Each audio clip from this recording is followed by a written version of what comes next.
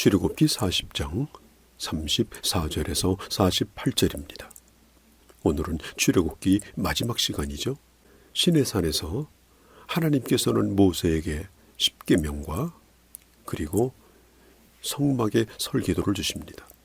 모세는 성막의 설계도를 백성들에게 전해주죠.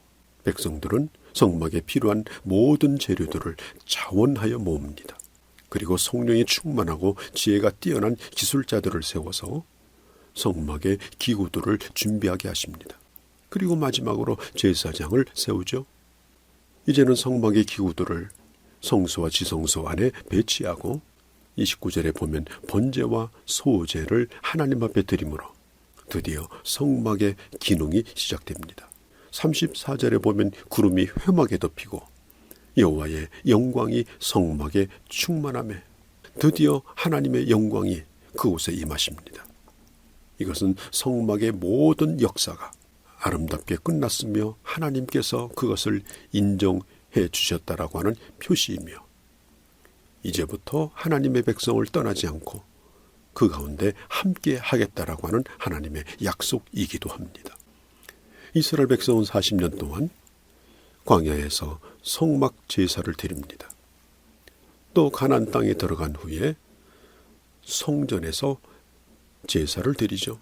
그리고 예수 그리스도 이후에 신약의 교회를 통하여 예수 그리스도로 말미암은 예배를 드리게 되어집니다.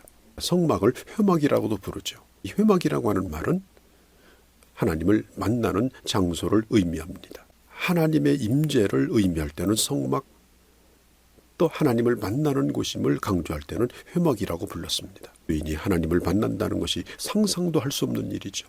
그런데 하나님께서 모든 것을 먼저 준비하십니다. 그리고 만나시는 겁니다. 성막의 재료들은 금과 은과 그 다음에 자색, 홍색 실, 그 다음에 고급 천들, 그 다음에 놋과 그리고 아카시아 나무, 그 외에도 많은 재료들을 백성들의 손길을 통해서 모으게 하시고 만드셨습니다.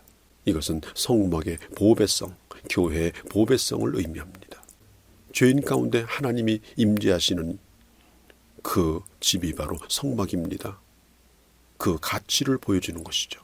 성막이 성막이 되고 교회가 되는 것은 사실 그 재료의 귀함에 있는 것이 아닙니다. 거기에 하나님의 임재하심이 있기 때문이죠. 교회 건물이 얼마나 크냐, 얼마나 화려한 것으로 장식했느냐, 얼마나 좋은 것을 갖다 놓았느냐, 얼마나 많은 사람들이 모이느냐, 그것이 중요한 것이 아닙니다. 그러함에도 불구하고 거기에 주님이 계시지 않는다면 그것은 건물에 불과할 겁니다. 인간의 모임에 불과할 것입니다. 하나님이 거기에 계시면 그곳이 초막이나 궁궐이나 어디나 그것이 바로 하나님의 나라요. 그것이 바로 하나님의 교회입니다. 사람도 마찬가지이죠.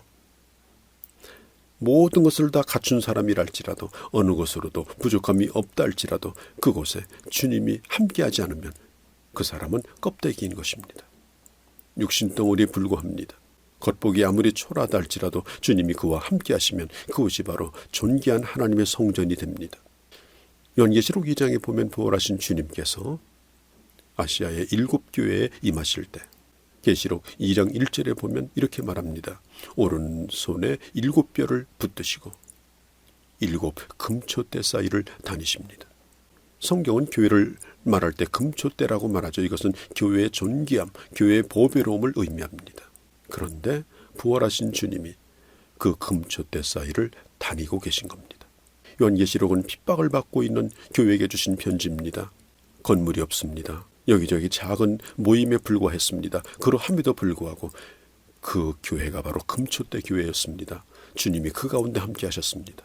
아무리 허름한 장막이랄지라도 아무리 겉보기에 초라한 모임이랄지라도 주님이 거기에 계시면 그곳이 바로 금초대의 교회입니다. 성막은 시내산을 산 아래로 옮겨온 것이라고 볼 수가 있습니다. 시내산이 어디입니까?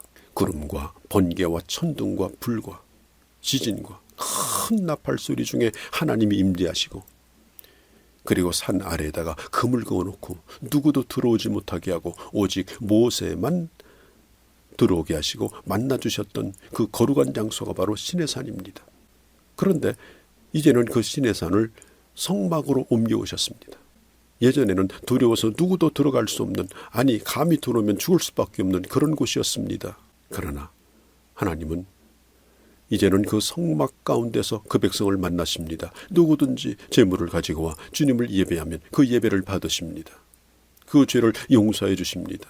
시내산의 축소판이지만 그러나 두려운 하나님이 아니라 함께 하나님을 경험하는 곳이 바로 성막입니다. 하나님이 더 가까이 찾아오셨습니다. 주님을 더 구체적으로 만날 수 있습니다. 주님은 점점 우리 가운데 임하시는 겁니다. 이제는 하나님께서 하늘의 보좌를 버리시고 요한복음 1장 14절에 있는 것처럼 말씀이 육신을 입고 우리 가운데 임하시는데 그 영광이 곧 하나님의 영광이었습니다. 예수 그리스도께서 이 땅에 육신의 장막을 입고 오신 것은 우리의 장막 가운데 함께하기 위해서이며, 그리고 그 부활하신 주님의 영이 함께하는 것이 바로 거룩한 하나님의 백성들의 공동체인 교회인 것입니다.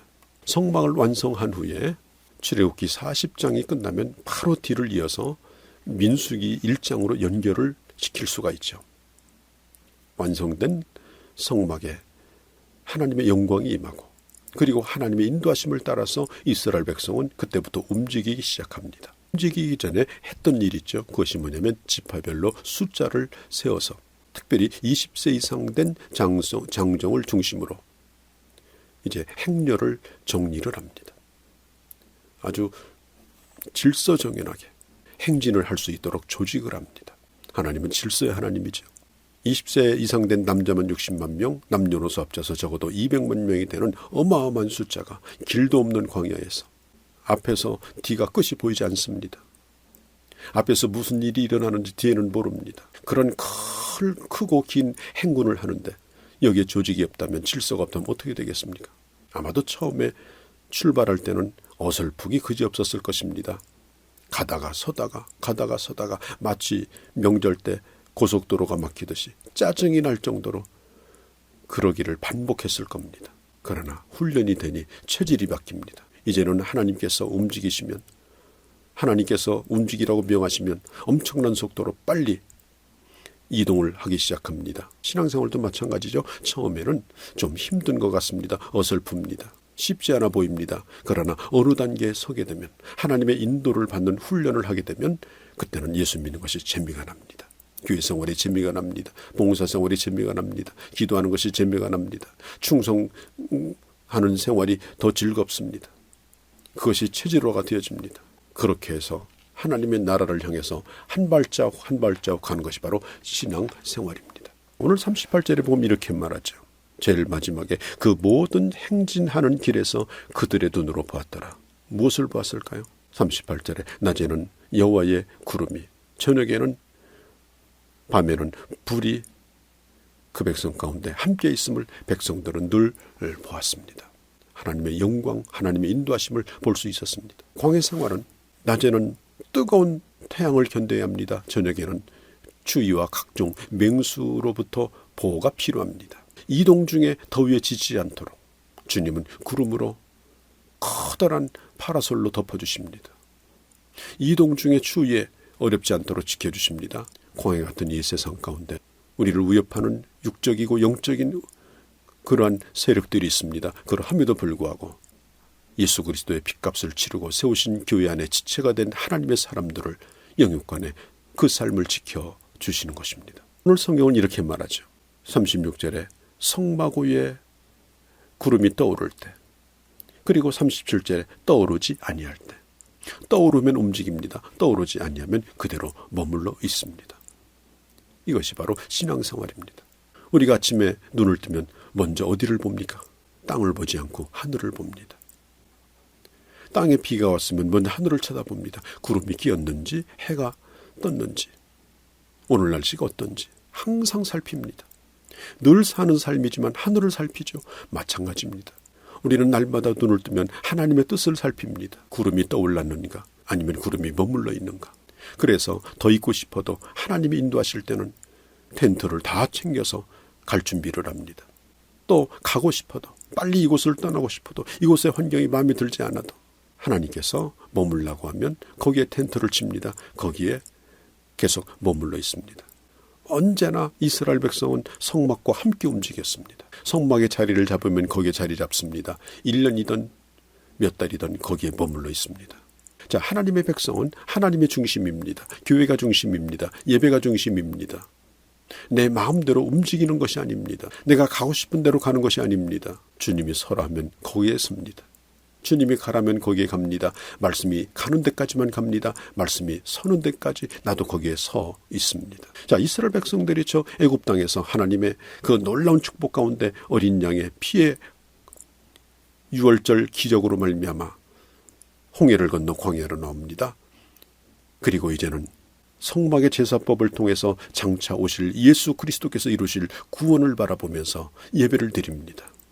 그런 과정이 바로 오늘 스데반이 설교한 것처럼 광야 교회요, 오늘 우리의 교회 생활입니다. 우리가 이 땅에 있을 동안에 성막 중심의 삶을 끊임없이 살면서 마지막 하나님의 나라에 이르는 때까지 믿음의 성공자가 될 수 있기를 간절히 바랍니다.